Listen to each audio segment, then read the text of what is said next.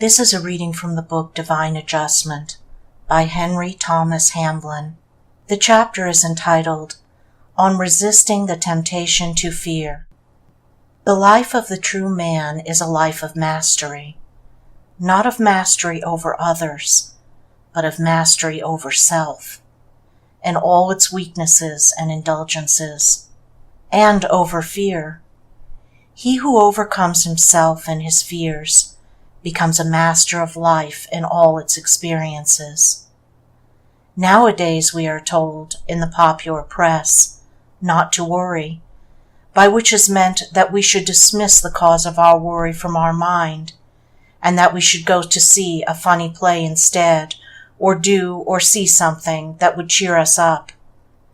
This is good advice as far as it goes, but unfortunately it does not go far enough. Neither are its effects lasting. When the performance is concluded, back comes the cloud of worry, with its fears and apprehensions, worse than before. Religious people speak of leaving it to a higher power.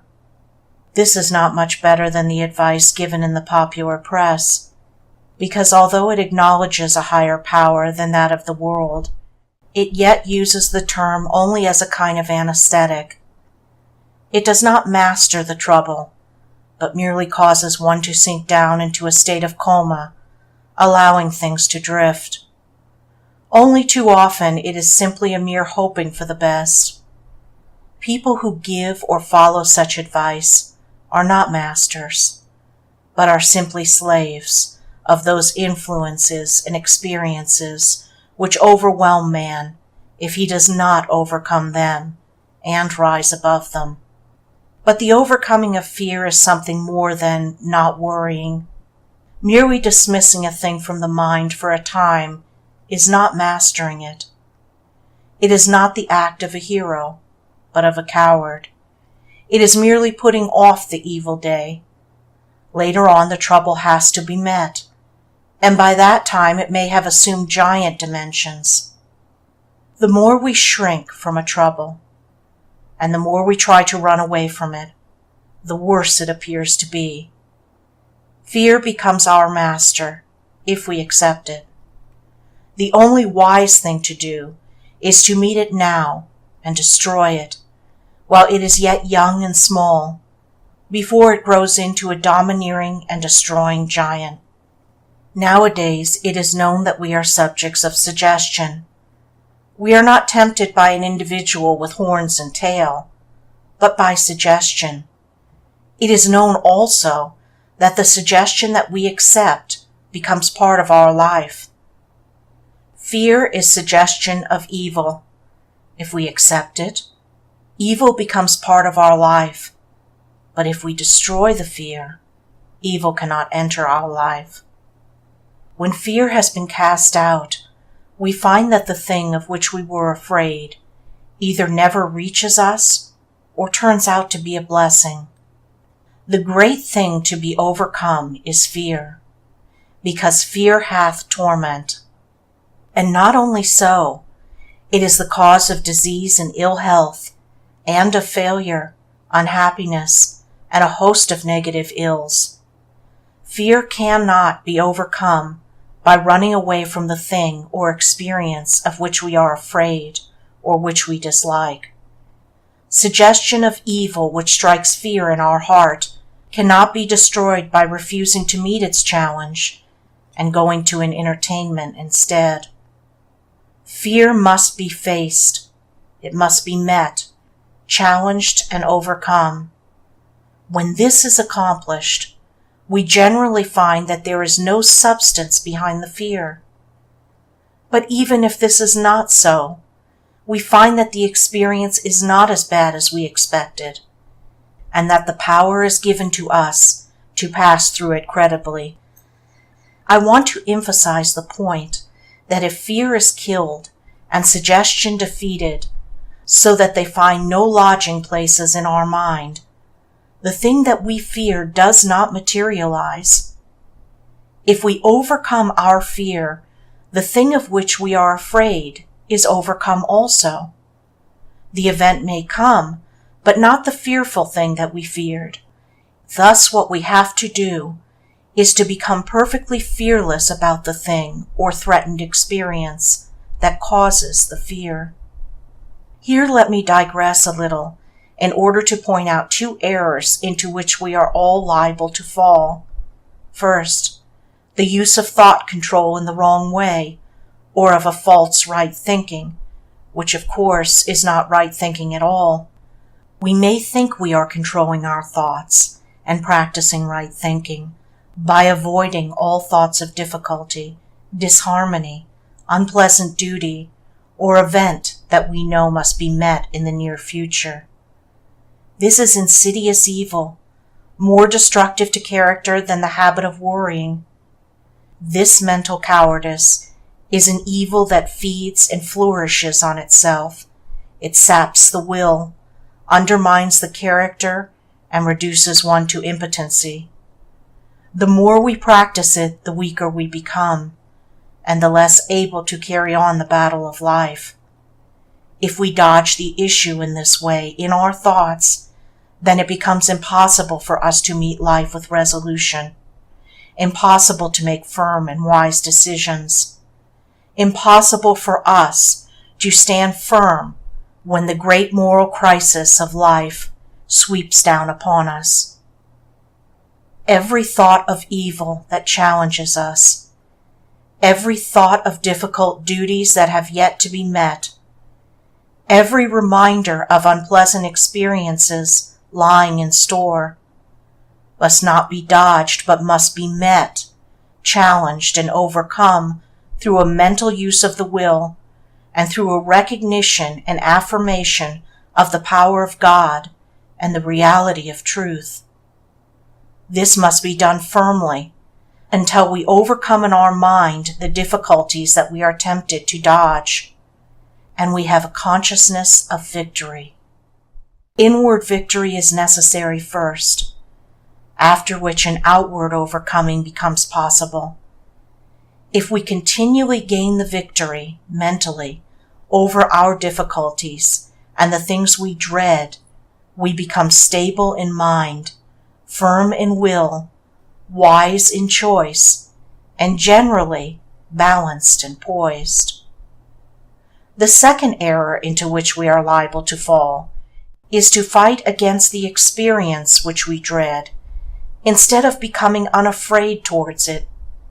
This is the cause of great suffering, for the semi-enlightened man knows enough about the power of prayer and the use of the mind forces to create a great deal of extra trouble for himself. He tries to alter his life to suit himself, instead of seeking to go where life would lead him. He thus creates an inferno for himself, whereas life would fain lead him, through experience, to his highest good, wherein is joy, harmony, and peace. We have to overcome, although we must not rebel against or run away from, the experience that we dread. What has to be overcome is not so much the experience as our own weakness. We have to overcome our fears. We have to overcome our reluctance to face life's difficulties. We have to go forward willingly to touch the bottom of every experience. Paradoxically, we must not attempt to overcome fear because we fear the cause of our fear and wish to remove it. What we have to do is to destroy fear so that we can face the issue, not merely bravely, but entirely without fear and willingly, welcoming the experience with cooperation, thanking God for it, and praising Him for it. Elsewhere I have said, overcome depression, and you overcome the cause of your depression. It is equally true to say that if you overcome fear, you overcome the cause of your fear. Fear is of two kinds. There is the fear that is generated by some threatened, unpleasant, or painful experience of life. There are also the nameless fears of neurasthenia. I will deal with the former first. The remedy in each case is the same, yet in one sense it is different, as we shall show later. First, then, let us consider the fear that is generated by difficult and alarming events, conditions, or experiences. Coming events cast their shadows before, in the form of fears, apprehensions, forebodings of impending evil, etc. Some sensitive people know when evil is approaching through a sense of uneasiness. If they are uninstructed in such matters, they simply worry and suffer, waiting for the calamity which in course of time duly comes to pass. Those who know what to do at once set to work to realize the truth about God, His divine order, and of themselves as children of God, until a sense of relief and peace is experienced. If they continue to maintain this sense of peace, then, when the evil happening comes to pass, they find they are not involved in it, or are brought victoriously through it. Some may say at this point that, if a coming event can be avoided, then it is not a coming event, but only a possibility, and all the talk about the past, present, and future being one is so much moonshine. Dunn shows us in his new theory of the universe that while past, present, and future are all stretched out as in one line, and the future is just as real as the past and the present, yet it is possible, nevertheless, to avoid an experience. I explain this by the fact that the future as revealed in dreams, second sight, and such like, is not the real, perfect, and true happening of life at all, but only the false. But this falsity, if it manifests, is just as real in our present consciousness as anything can be. Indeed, because they are not the real, such events can be avoided, not by seeking to avoid them, but through realizing the truth. I have already stated that we should never shrink from any experience, but it must be noted that God is the author of life and the protector of it, and is not the cause of any negative ill. The divine providence does not lead us into danger, or disease, or accidents, or calamities, but protects us from them, if we do but deal with each event of life aright, and if we do but live every moment in conscious realization of the presence of God. The obvious thing to do is to realize the truth. What do I mean by truth? I mean the truth about God, love, and the truth about ourselves, as children of God, abiding in the light. God is infinite love, divine wisdom, inexhaustible resource, omnipotent power, and much more. God is life itself, health, wholeness, harmony, and all that is good. God who is all this, God who is the one great Father Spirit, who is the Lord omnipotent reigning supreme, is our Father, and we are His spiritual sons and daughters. Sons of God, spiritual beings, immortal, eternal, joint heirs with Jesus Christ, the friends of God. Those who walk in the light realize that they are spiritual beings, living in a spiritual universe, which is governed by spiritual laws, and that they are upheld by spiritual powers, while all the divine forces and the whole resources of a heavenly universe are behind them. Those who can but realize this find that it is true in spite of all the confusion and disorder of the world. They are in the world of disorder, yet not of it. There is a protection for every step. There is supply for every need. There is order at all times. The divine order is a reality. In it, every child of God is in his right place, at the right time, doing his right work, and doing it perfectly, as the late Mr. Rawson very wisely used to say. If we did but live every moment in conscious realization of this great truth, which is the truth about God, ourselves, and the universe, the 91st Psalm would be true in our experience. It would be true because fear, the suggestion of evil, would be killed utterly and have no power over us.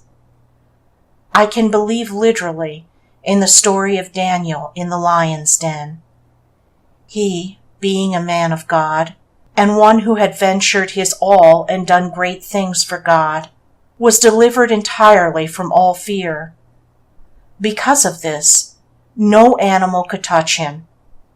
If we only had the same faith and trust, and the same absence of fear through a realization of the presence and power of God, the reality, we too would be immune.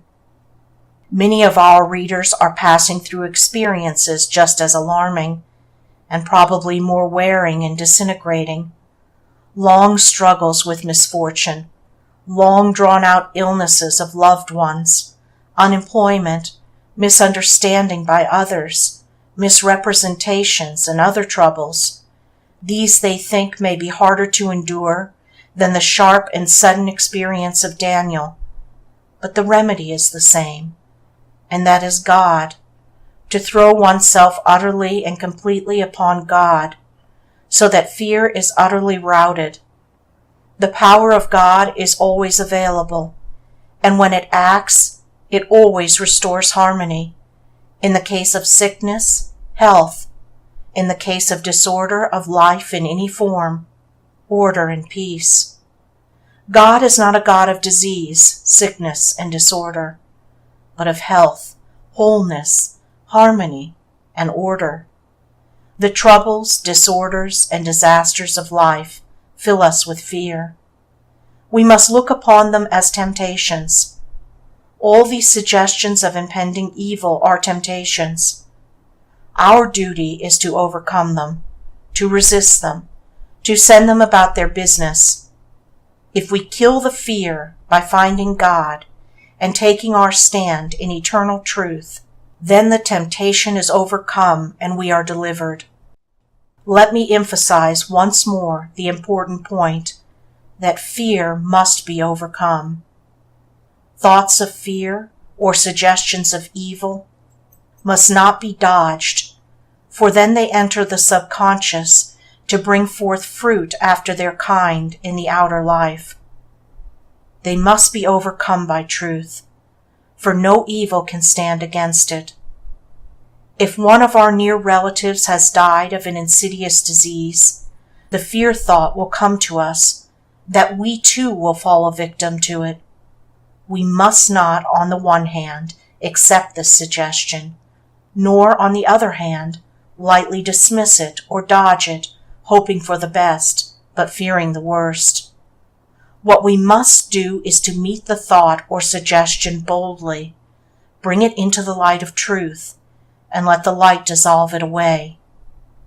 In the realization of God as life and as wholeness, and of ourselves as children of God, sharing with our Father His life and His wholeness, the fear is destroyed, and with it, whatever modicum of actuality it had behind it.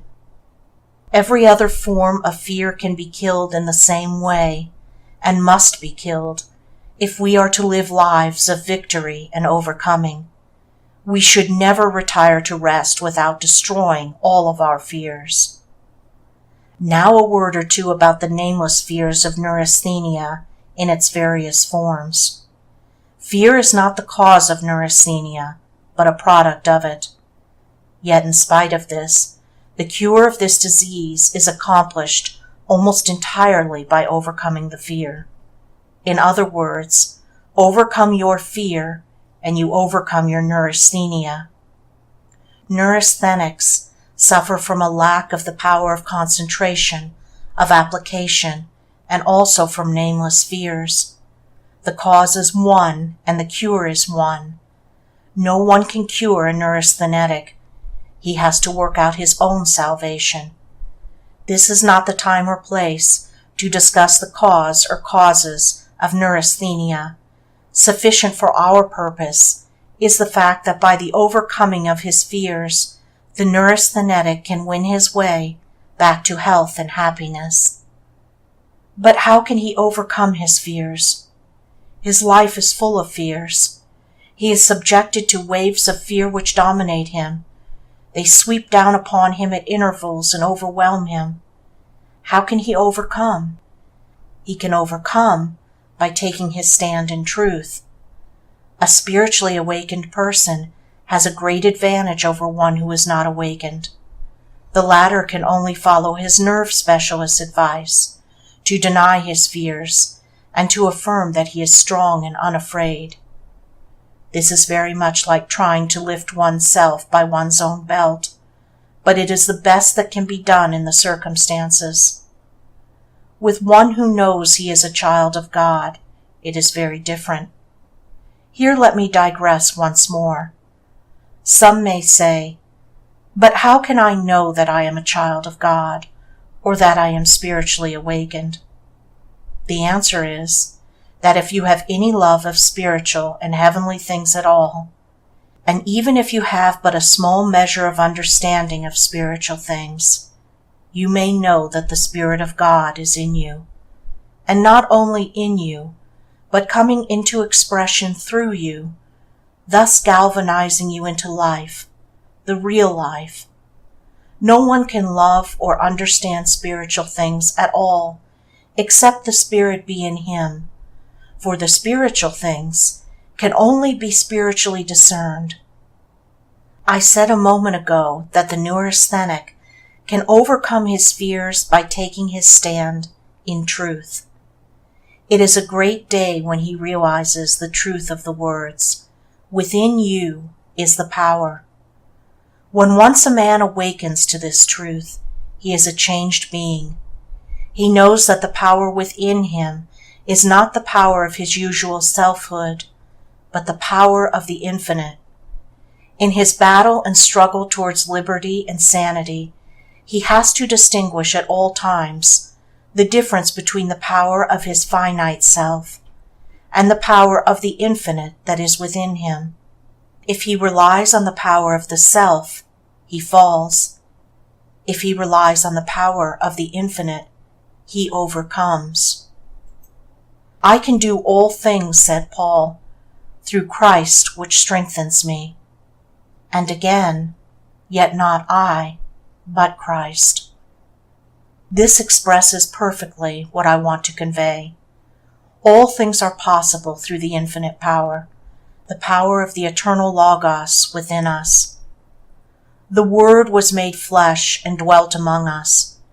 We are sons of God, because this same Word has been born in us.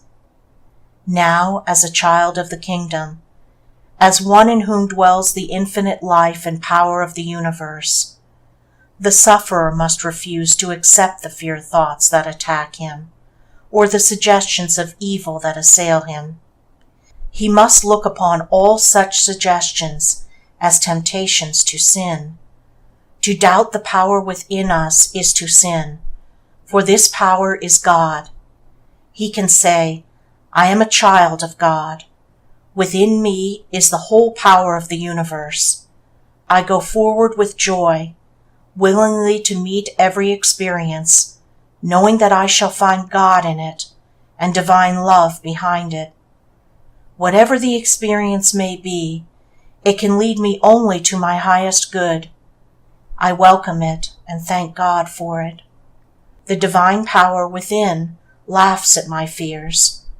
I walk in the light. I abide in the light. I am yoked with Christ, and all is well.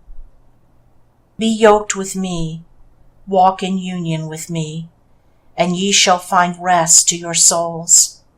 For my yoke is easy and my burden is light.